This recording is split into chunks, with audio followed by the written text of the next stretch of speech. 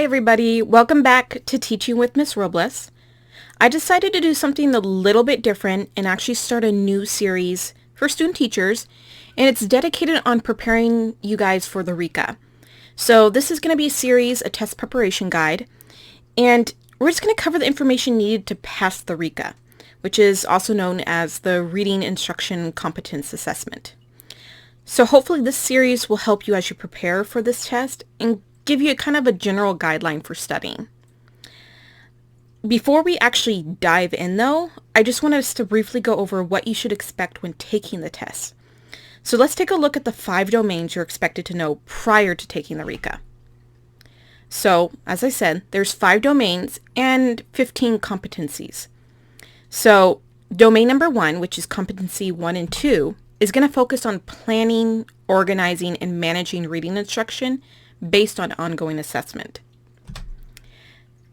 Domain 2 is focused on word analysis. Domain 3 is focused on fluency. Domain 4 is vocabulary, academic language, and background knowledge. And then domain 5 is comprehension. So basically, domain 1 is going to be about 10% of your multiple choice questions. Okay. There's not going to be any essay questions on it, so that's always a bonus. Domain 2 is going to be about 33% of your multiple choice questions. There's going to be a lot focused on this. And also, it's most likely that you're going to have a long essay in this domain. Domain 3, fluency, takes about 13% of your multiple choice questions, and there should be about a short essay contained on fluency. Domain 4, there's going to be about 20% multiple choice and should be a short essay focused on this topic, this domain. And finally, domain 5, comprehension, that's going to be about 23% multiple choice and contain a long essay prompt. All right. So now here are the main components of the RICA. So obviously there's going to be some multiple choice, about 70, right? It should take you about 90 minutes. So right now we're focused on like scheduling your time when you're taking the test. You should spend about 90 minutes. Then there's also going to be 4 essay questions. So 2 of those are going to be short answer and 2 of them are going to be long answer. Your short answer should be about 75 to 125 words, while your long answer should be about 150 to 300 words. So in other words, for your short essays, you should spend about 15 minutes writing those. And then for your longer ones, focus on getting it to 25 minutes about. Finally, you're going to have a case study question, which is about 60 minutes is what you should dedicate to this.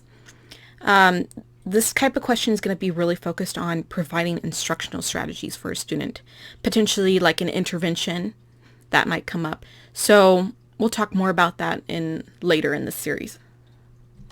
All right, so this episode's really going to be focused on domain 1, which is planning, organizing, and managing reading instruction based on ongoing assessment. This particular episode is focused on competency 1, which is planning, organizing, and managing. So when we look at this competency 1, it's going to be based around creating, organizing, planning, and managing all those things for reading instruction for all students. So for this episode, we're going to be focusing on 6 elements. So the first one is focusing on the fact that your instruction should be standard-based. You should also incorporate differentiated reading instruction. You should be organizing instruction for all students. How to effectively deliver your instruction. How to engage and motivate your students. And finally, promoting and monitoring independent reading. So our first one is standard-based reading instruction. So in other words, a standard states what every child should be able to do at every grade level. Every instructional choice you make should push your students to achieve these grade level standards. Your instructional choices include things such as your materials, activities, grouping arrangements, and the pace of your lesson. Finally, your instruction should be balanced and comprehensible. And we'll dive into that a little bit more. Finally, your instruction should be systematic, direct, and explicit. So we'll be covering what that exactly means. First, we're going to look at balanced and comprehensible instruction. So when we say balanced instruction, okay, we mean the teacher should be emphasizing certain skills more than others based on the student's abilities and grade level. For example, a first grade teacher would purposely choose to emphasize word recognition skills. This is the skill that's needed, standard-wise too, for first graders. A fifth grade teacher would emphasize more comprehensive skills. To put it bluntly, balanced means that you're strategically selecting grade-based skills and you're emphasizing those. Now, when we're saying comprehensible, we're saying that the teacher should be structuring the instruction to ensure that all grade level standards are met without overemphasizing certain areas of reading development. So a good example is, in the previous example, if the first grade teacher spent about 85% of instructional time teaching just word analysis and not focusing on the other domains or areas of reading instruction, that would mean that their lesson is not comprehensible. Okay, so in other words, comprehensible means that all grade level standards are covered without too much of overemphasis. Now let's take a look at what it means to have a systematic, direct, and explicit instruction. Systematic, direct, and explicit instruction is meant to prevent reading difficulties. Okay, it's not an intervention type of program. It's wanting to, and again, prevent any difficulties. It is heavily emphasized in the earlier grade levels and is usually your lessons, when they're systematic, direct, and explicit, they are focused on one specific skill or strategy. So again, too, this goes in hand that when you're assessing your lesson, or if the students understood, you're only assessing that specific skill and strategy. It's best implemented in small groups, actually, especially for students who may be struggling with the skill. Systematic means the teacher uses standards to predetermine what skill or strategy should be mastered. What are you going to be teaching in your lesson? It should be obvious. Finally, for direct and explicit, the lessons focus on a specific skill or strategy, and that the lesson is more teacher-directed. So in other words, you're going to have to use as many resources as you can to help model to the students what you want them to be able to do, or the skill you want them to learn, or how to use the strategy. Now we have differentiated reading instruction. Differentiated instruction is used to meet the needs of all students, such as English learners, struggling readers, and advanced learners. One way educators can promote differentiated instruction is by relying less on whole class instruction and more on group-based instruction, utilizing various strategies. This type of instruction also involves the use of various materials and resources to help all students understand the standards, skills, and strategies you're trying to teach. Here are some factors to consider with differentiated instruction. First, using data you have collected in the past, you need to determine which students are strong or weak in relation to the area of reading or to the skill you are teaching. Number two, which students have mastered the prereq skills needed to learn this skill or strategy, and which have not. 3, how many lessons will be needed to teach this skill or strategy? What can you do to adapt a lesson for students who may be advanced learners? What about your students who are struggling? These are things you have to keep in mind. Is differentiated instruction needed for a particular skill or strategy? In other words, if you think that this is a skill or strategy that all your students will understand and should be easy to grasp, differentiated instruction might not be needed for this lesson. Finally, what type of scaffold might certain students need? What kind of scaffolds? When we say what type of scaffold or what kind of scaffolds, we're talking about the type of temporary support we're going to provide our students. So are there students who may need more support or students who may not need much support at all? What kind are you going to give? Are you going to provide corrective feedback? Are you going to provide charts? Maybe anchor charts? Are you going to provide visuals? These are some things you need to consider for all of your students. Now let's look at the ways you can organize your instruction so you're meeting the needs of all your students. First, you can use whole class instruction. These types of lessons usually occur in the beginning of an instructional sequence. So it's usually when you first begin a unit or you're presenting a skill or strategy. So after that first whole class lesson, you can then assess which students maybe have a stronger grasp of the skill or strategy and which students maybe need a little bit more support. Then there's small group instruction. Students may be sorted into various small group types depending on the lesson. Groups can be based on skill ability, or they can even be based on their instructional reading level. Finally, individualized instruction. If you have a student who appears to be really struggling with a concept, a skill, or strategy, then it's really recommended that you provide some one-on-one instructional support. So in other words, you might provide that support, or you may use the support of a reading specialist or even a volunteer. And again, going back to the small group instruction, when we're talking about skill ability, that again is going to mean we're looking back at which students have developed the prereq skills to be able to accomplish successfully this new skill or strategy that you're trying to teach. We need to be aware of the student's background and understanding.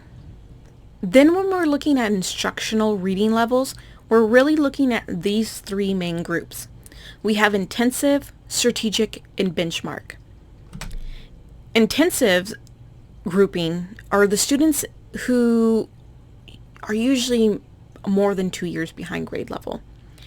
They're going to really need those lessons slowed down, maybe in smaller chunks that are more manageable. And typically they will be in special education programs, so they will need a lot of support. Then there's strategic. Students in the strategic group are usually 1 to 2 years behind grade level. These students are going to need you to create lessons for them that will help push them back up to grade level reading. You're also going to need to utilize reading specialists or tutors to help. Then there's benchmark. Students in the benchmark group are facing some difficulty and need some reading support, but most of that support can come from the teacher or yourself. Now, let's look at what is effective instructional delivery. Effective instructional delivery contains the following elements. There's the orientation. So, the beginning of your lesson. How are you going to engage your students? How are you going to spark their interest into what you're trying to teach? Then there comes presentation. What instructional model will you be using to teach your students? Direct instruction, differentiated instruction, what type of activities are you going to do? Then there's guided practice. So how will you let the students practice what they've now learned? So during guided practice, you will still be giving them support. You will scaffold that lesson. Then there's independent practice. This is when you're going to provide your students with the least amount of support. This is when they need to demonstrate their understanding of the skill or the strategy that you were trying to teach them. Now let's look at ways that you can engage and motivate your students. So one of the first things that you can do is create an energizing and inviting classroom environment. So that can mean physically creating a welcoming environment, let's say through a class library or through bulletin boards that show off students' work. But it also really means creating a welcoming and respectful classroom culture. That's really important if you want to motivate and engage your students. You also want to provide your students with the appropriate reading materials. Another way you can motivate students is through read alouds. So that's exposing your students to different reading materials, different authors. So that's a great way to engage and motivate them. Then you have book clubs and literature circles. That's a great way to promote classroom discussion, either small group or whole class, and just get them engaged with the reading material. Now let's look at some ways that you can promote and monitor your students' independent reading. One way that you can monitor, or some ways you can monitor their reading, is through reading logs. Now this can be through a computer reading log or a notebook, however way you choose. But it's a good way to track their progress in their, not only the books they're reading, but also important information about their reading habits. So this is a great way to keep record and monitor their progress. Another way, which also can build off of the reading logs, is independent reading conferences. So this could be one-on-one sit-downs or small group where you discuss what they've read, what they enjoyed, what maybe just questions that they have about the book that they've been reading. Another way that many of us know about is book reports. There's a variety of ways that you can do book reports. We're not going to go over them here, but we all know there's lots you can do with book reports. Then there's formal oral presentations and informal oral presentations. Formal oral presentations can be maybe the students describing their book reports, what they did, whatever project they created. Then for informal oral presentations, that could be those book clubs that you've created, where students maybe are discussing about what they read in the book, or maybe you provide them some questions that they need to answer in their small groups or whole class. Now let's look at some ways that you can promote your students' independent reading. One way is by teaching students to select appropriate reading materials. When we say appropriate reading materials, we're talking about books that the student can read independently and not struggle.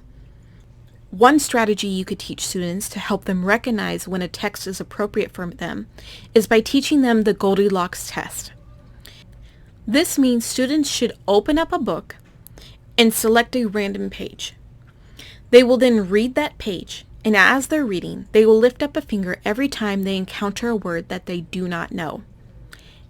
If they encounter 5 or more words that they don't know, then that means the book is generally not appropriate for them. Then you want to be able to understand the student's personal interests. So you want to have reading material on hand that sparks their imagination. It engages them. That's really important if you want to motivate or promote your students to engage in independent reading. Then you're going to want to also provide in-class reading opportunities. Then you're also going to want to promote at-home independent reading. So that means getting maybe parents involved to push their students to read at home. It could mean letting students take home books from your personal classroom library. In other words, it's really important to get parents, guardians actively involved in helping engage their student into reading at home. Now, during the RICA, you will most likely encounter a question, a prompt, that will ask you how you can push or motivate a student to engage in independent reading. Providing students with access to appropriate reading materials and understanding their personal interests is essential to motivating students to participate in independent reading. One way you can gain a better understanding of your students' personal interests in correlation to their independent reading, or reading at all, is by performing a reading interest inventory. This is going to be a survey that will give you a little bit better knowledge of their reading behavior, how much they actually enjoy reading, what type of books they might enjoy reading topic-wise. So it's just going to give you a lot of background information that you can use to find appropriate reading materials that will push them to start engaging and reading independently. So now we've officially covered Competency 1, which was again planning, organizing, and managing reading instruction. So just to give a general summary, Instruction should be standard-based, balanced, comprehensible, systematic, direct, and explicit. Differentiated instruction ensures you meet the needs of all your students and should be based around data collected from ongoing assessments. Flexible grouping is really essential if you are going to do differentiated instruction. Then you're going to need to utilize the activities that we discussed, and I'm sure you can think of plenty more. Incorporate it with a welcoming classroom environment. This is going to engage and motivate your students to read. There are various ways to monitor students' independent reading. We discussed a lot of them. And I'm sure, again, with activities, you could probably think of quite a bit more. But generally, these are some great ways that you can monitor your students' independent reading. And finally, promote independent reading by supplying appropriate reading materials that are interesting to the student. This is a really key concept that you need to grasp when taking the RICA, especially since this will probably essentially be part of one of your essay response questions. So I hope this first lesson gave you a little bit more background and understanding of Competency 1 and Domain 1, of planning, organizing, and managing. The next episode is going to be covering Competency 2, which is based around assessment. So I hope you all enjoyed. I hope this was helpful, and I will see you all next time when we cover Competency 2. Thank you for watching.